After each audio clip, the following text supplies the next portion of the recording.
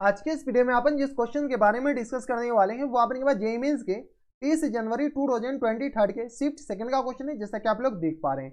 यहाँ पर देखिए आपने के पास क्या करा है, ये क्वेश्चंस देख करके ना पेपर में जैसे आपके पास ये क्वेश्चंस आएंगे ना, आप डायरेक्ट कहेंगे लिमिट की प्रॉपर्टी लगाते हैं और खुश रहते हैं।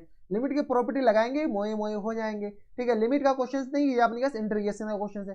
कैसे? तो आपने पास लिमिट एज अ सम आपने पास पढ़े होंगे। अब जो लोग यहाँ पर नीचे कमेंट बॉक्स में बताएंगे कि सर लिमिट एज अ सम ये चैप्टर से डिलीट हो गया इस बार के सिलेबस से, तो बेटा डिलीट नहीं हुआ है, 2024 के सिलेबस में आया है। डिलीट होने के बाद भी अलग बात है कि वो पूछा किसी और तरीके से, इसको किसी और तरीके से भी बनाया जा सकता है। तो इसीलिए पहले आप इनके पास ये करें कि जो चैप्टर सब डिलीट हो गया वो चैप्टर भी पूछे गए हैं 2024 में। तो इस बात का ख्याल रखिएगा कि जो चैप्टर आपने खास करके मैथ्स में जो चैप्टर डिलीट हो गया तो आप खुश होने की जरूरत नहीं है कि चलो ये चैप्टर डिलीट हो गया हम स्किप कर देते हैं। ऐसा बोर्ड वालों के लिए डिलीट हुआ है, जेईई मेंस आईआईटी वाले के लिए कुछ डिलीट नहीं होता है।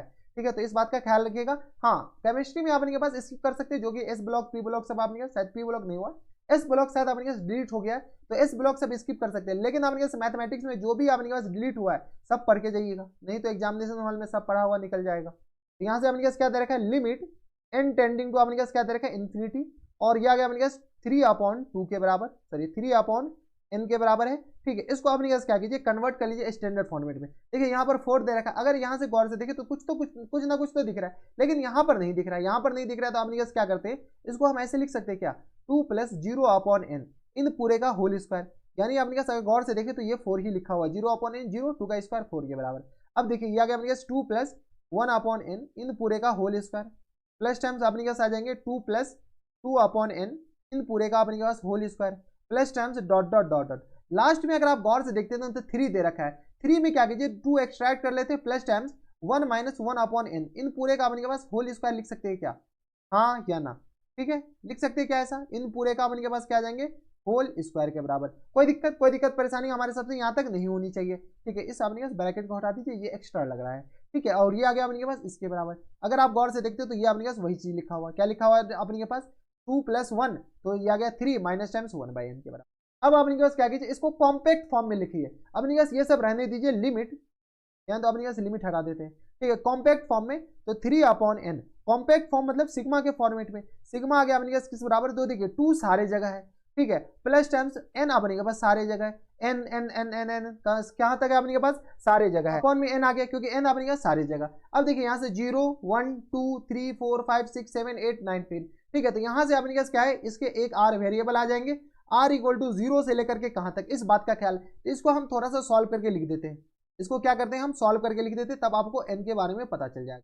जैसे ही इसको सॉल्व कीजिएगा तो यहाँ से आ गया n - 1 और अपॉन में n के बराबर। ठीक है, तो नॉमिनेटर अपने पास कहाँ से, तो r अपने पास कहाँ तक जाएगा, तो r = n - 1 तक जाएगा बराबर। इसको हम दिखा दिए कि ये अपने पास ऐसे हो जाएंगे। तो यहाँ से अपने पास r लिखने में थोड़ी सी दिक्कत आएंगे, r अपने पास ऐसा नहीं, r = अगर 0 डालेंगे तो ये आ जाएंगे, 1 डालेंगे ये, 2 डालेंगे ये, 3 अपने पास n - 1 डालेंगे तो ये आ जाएंगे बराबर। और यहाँ से अपने पास इसको सॉल्व कर लीजिए, कैसे, तो यहाँ पे अपने पास r/n को अपने पास x से रिप्लेस किया जाता है, r/n को x से रिप्लेस किया जाता है, 1/n को अपने पास किससे रिप्लेस किया जाता है, तो dx से रिप्लेस किया जाता है, और अपने पास सिग्मा को किससे रिप्लेस किया जाता है, तो इंटीग्रेशन से रिप्लेस किया जाता है। और अपने पास लोअर लिमिट अपर लिमिट तो अभी डाल देंगे। तो यहाँ से अपने पास रिप्लेस करना स्टार्ट कीजिए, 3 तो कांस्टेंट, ये इंटीग्रेशन 2 प्लस यहाँ से अपने पास x, और ये आ गया अपने पास इसको 1/n को किससे रिप्लेस, तो dx से। ठीक है, ये अपने पास सारे रिप्लेस हो गए। अब अपने पास अपर लिमिट लोअर लिमिट के बारे में बात चलेगी। r = 0 तो x अपने पास किस पर आ जाएंगे, 0 के बराबर। r = 0 जैसे डालेंगे तो x अपने पास किस पर आ जाएंगे, 0 के बराबर।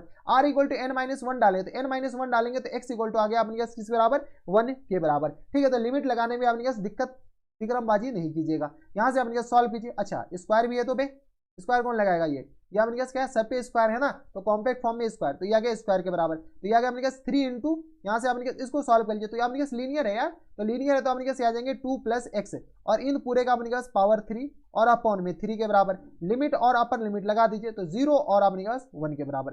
3 गया तेल बेचने के लिए, तो अपने पास बचा कितना, तो ये आ गया अपने पास 0 जैसे डालेंगे तो ये आ गया अपने पास 2 की पावर 3 के बराबर, माइनस टाइम्स 1 डालेंगे तो 3 की पावर अपने पास किस पर आ जाएंगे, 3 के बराबर। कोई दिक्कत परेशानी हमारे सबसे यहाँ तक नहीं होनी चाहिए।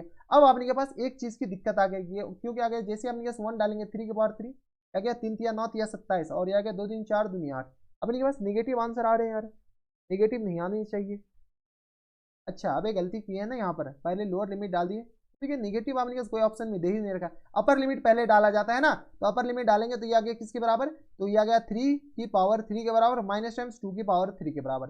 ठीक है, ये सब आपने पास गलती नहीं करना है। तो ये आ गया अपने पास 3 3 9 3 27 माइनस टाइम 2 3 4 दूनी 8 के बराबर। ठीक है, 27 में से 8 जाएगा तो 17 में से 8 9 जाएंगे तो ये आ गया अपने पास 19 के बराबर। यानी फुल एंड फाइनल जो आंसर आ जाएंगे वो अपने पास किस रहेगा 19 के बराबर। 19 इज ऑप्शन नंबर डी।